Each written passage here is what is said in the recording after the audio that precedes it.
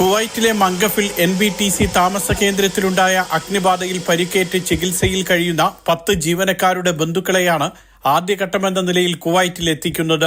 വീട്ടുകാരെ കാണണമെന്ന് ആഗ്രഹം പ്രകടിപ്പിച്ച 10 പേരുടെ ബന്ധുക്കളെയാണ് കൊണ്ടുവരുന്നതെന്ന് company HR and admin corporative general manager Manoj Nandiyalath അറിയിച്ചു.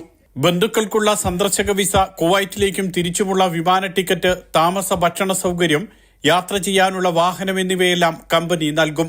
അപകടം നടന്നയുടനെ 61 പേരെ വിവിധ ആശുപത്രികളിൽ പ്രവേശിപ്പിച്ചിരുന്നു. ഇതിൽ 53 പേർ സുഖം പ്രാപിച്ച ശേഷം ആശുപത്രിയിൽ നിന്നും ഡിസ്ചാർജ് ചെയ്തു. തീവ്രപരിചരണ വിഭാഗത്തിൽ കഴിയുന്ന 3 പേരുൾപ്പെടെ 8 ജീവനക്കാരാണ് നിലവിൽ ചികിത്സയിലുള്ളത്. ഇവരിൽ വിദഗ്ധ ചികിത്സയ്ക്കായി നാട്ടിലേക്ക് പോകാൻ ആഗ്രഹിക്കുന്നവർക്ക് അതിനുള്ള സൗകര്യമൊരുക്കുമെന്നും കമ്പനി വ്യക്തമാക്കി.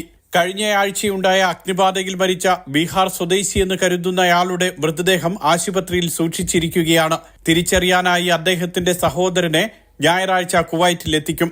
സഹോദരൻ എത്തിയ ശേഷം DNA ടെസ്റ്റ് ഉൾപ്പെടെയുള്ള നടപടികൾ പൂർത്തിയാക്കി മൃതദേഹം നാട്ടിലേക്ക് കൊണ്ടുപോകുമെന്നും കമ്പനി വ്യക്തമാക്കി. Mathrubhumi news, Kuwait.